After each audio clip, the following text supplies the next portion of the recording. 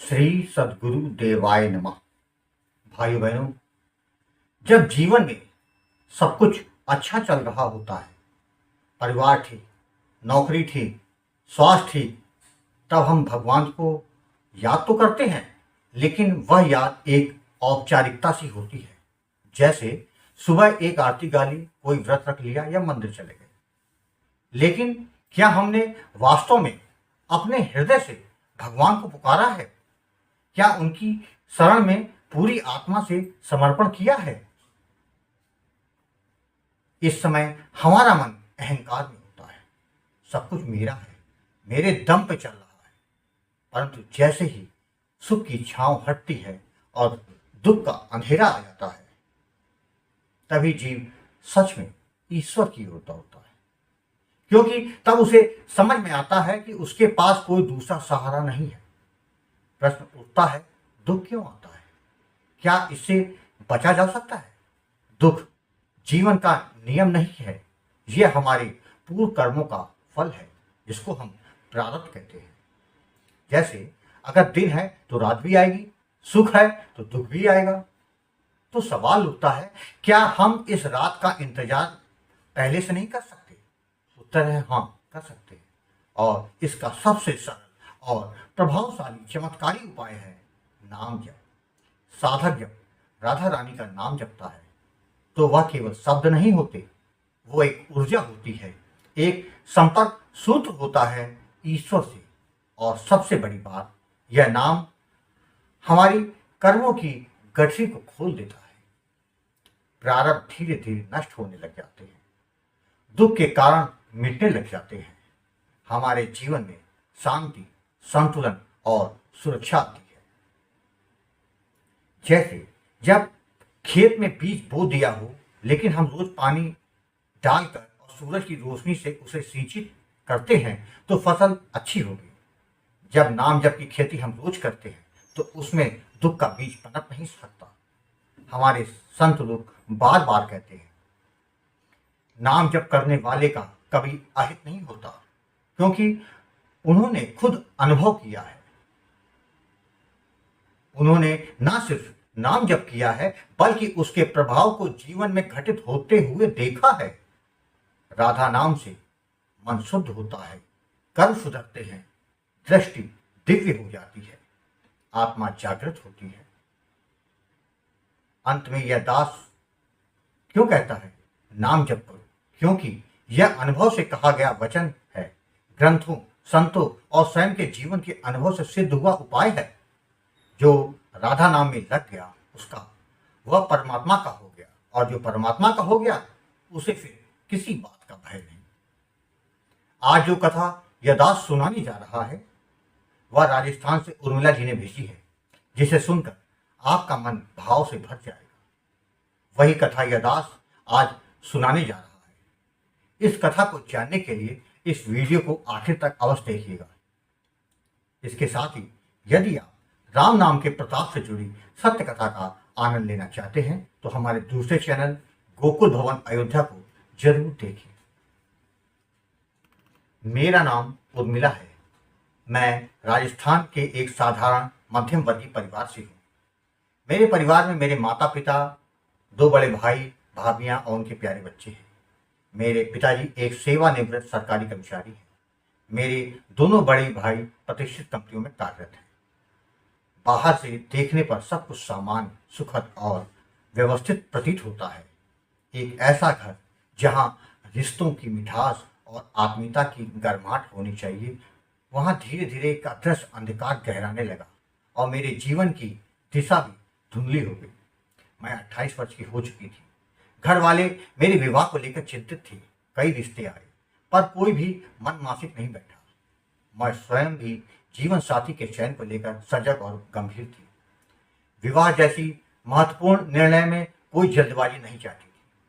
पर जैसे जैसे समय बीतता गया, समाज और घर के ताने बढ़ने लगे।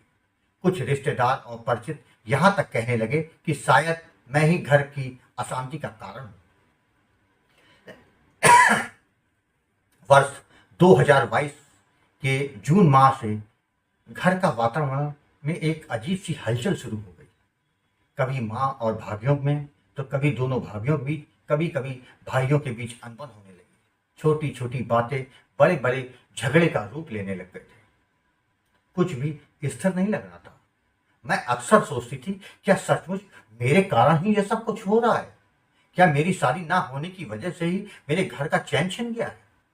इन सवालों ने मेरे मन को इतना बोझिल कर दिया कि कई बार आत्महत्या जैसे विचार मेरे मन में आने लगे। मैं खुद को ही दोषी मानना शुरू कर दिया। उस समय मेरे माता पिता ही थे जो मुझे समझाते, ढांढस बंधाते और कहते, बेटी यह समय है, गुजर जाएगा, हिम्मत मत हारना।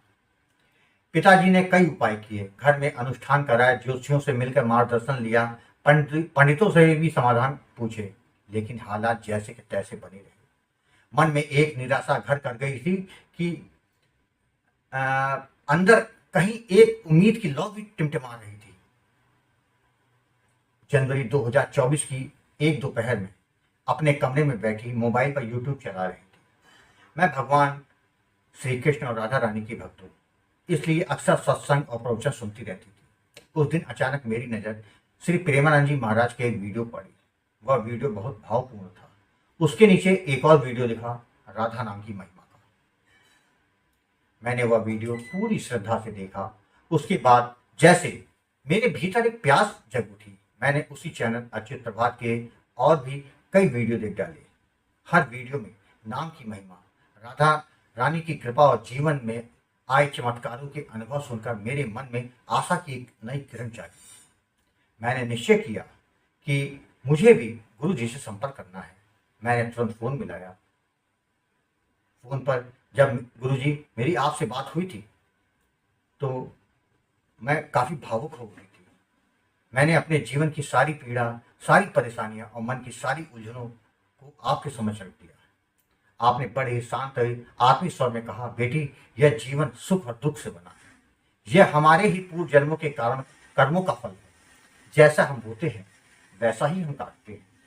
पर यह भी सत्य है, नाम जप से कर्मों का नाश होता है और जीवन सुधरता है। गुरुजी आपने मुझे राधा नाम का दान दिया, जप की विधि और सावधानियों के बारे में समझाया। सबसे महत्वपूर्ण बात, भाव और विश्वास का के महत्व को समझाया। आपने कहा, बेटी नाम को सिर्फ जपना नहीं है, उसे जीना है। जब आप भाव से पुकारेंगी, राधा रानी स्वयं तुम तक पहुंच जाएंगी। मैंने उसी दिन से नाम जप प्रारंभ कर दिया। प्रारंभ में मन एक जगह नहीं लग रहा था। कई बार ऐसा लगता था कि बस छोड़ दूं, पर गुरुजी आपने मेरा मार्गदर्शन किया। आपने कहा, मन भटकेगा, वही इसकी प्रकृति है, पर तू लगातार पुकारती रहे, नाम तुझे धाम लेगा। धीरे धीरे मेरा मन स्थिर होने लगा। 3 माह बीत गए। गुरुजी मुझे एक विशेष अनुष्ठान करने को आपने कहा था। मैंने पूरी श्रद्धा से वह अनुष्ठान किया। आश्चर्यजनक रूप से उस अनुष्ठान के बाद हमारे घर का जो माहौल था वो बदलने लगा। जहाँ कलह होती थी वहाँ शांति दिखने लगी। जहाँ ताने होते थे वहाँ अब मुस्कानें थी। मेरी भाभीियों के बीच का तनाव भी कम हो गया। भाइयों के बीच प्रेम और समझदारी दिखने लगी। घर एक बार फिर मंदिर सा दिखने लगा। मुझे विश्वास नहीं हो रहा था कि यह वही घर है। अब मेरे भीतर नाम के प्रति आस्था दृढ़ हो चुकी थी। राधा रानी की कृपा जैसे जैसे मेरे जीवन के हर कोनों को छू रही थी। मैं अब हर पल नाम से जुड़ी रहती। मुझे कई दिव्य अनुभूतियां भी हुई, जैसे कोई मुझे स्पर्श कर रहा है, कोई मेरा मार्गदर्शन कर रहा है। रात्रि में स्वप्न में राधा रानी और ठाकुर जी के दर्शन होने लगे। मन भीतर से पूर्ण होने लगा। और फिर जैसा कि कहा जाता है, जब समय आता है तो सब कुछ स्वयं आ जाता है। नाम जब प्रारंभ करने के लगभग 12 महीने के बाद एक रिश्ता आया। लड़का और उसका परिवार बहुत ही सरल, धार्मिक और समझदार था। मेरे माता पिता, भाई भाभी सभी को यह रिश्ता पसंद आया। अब मेरा विवाह तय हो चुका है। आने वाले जाड़े के मौसम में राधा रानी की कृपा से मेरा विवाह संपन्न होगा। यह सब कुछ इतना सहज और सुंदर और आत्मिक रूप से शांति देने वाला अनुभव था कि मैं शब्दों में व्यक्त नहीं कर सकती। मेरे माता पिता ने भी अब गुरुजी आपसे नामदान ले लिया है और वे भी पूरे भाव से नाम जप करते हैं। हमारे घर का वातावरण अब बदल चुका है। गुरुजी यह सब नाम जप की महिमा का ही तो परिणाम है। आपने जो राह दिखाई वह केवल विवाह तक सीमित नहीं रही, वह मुझे भगवत प्राप्ति के मार्ग की ओर आगे ले जा रही है। अब जीवन का उद्देश्य केवल सांसारिक सुख नहीं, बल्कि राधा रानी में लीन होकर आत्मा का कल्याण करना है। मैं अब सभी से यही कहना चाहती हूँ कि जब जीवन की राहें बंद लगे, जब अंधकार घना हो जाए, तब राधा नाम का दीपक जला लेना। वह ना केवल रास्ता दिखाएगा, बल्कि तुम्हें अपने गंतव्य तक पहुंचाएगा। गुरु जी, आपको मैं कोटि कोटि वंदन करती हूँ। बस आप ऐसे ही हम सबका मार्गदर्शन करते रहिएगा। राधे राधे। भाइयों बहनों, आपने देखा, जब हम भाव और विश्वास के साथ एक बार नाम जप करते हैं तो भगवान को आने में विवश हो जाना पड़ता है। तभी यह दास बार बार कहता है, निरंतर भाव और विश्वास के साथ नाम जप करो, कल्याण हो जाएगा। आपको कथा अच्छी लगी हो तो कमेंट में राधे राधे लिखना मत भूलिएगा, जिससे दास का मनोबल लगातार बढ़ता रहे और अच्छे प्रेरणादायक वीडियो आपको प्रस्तुत करता रहूं।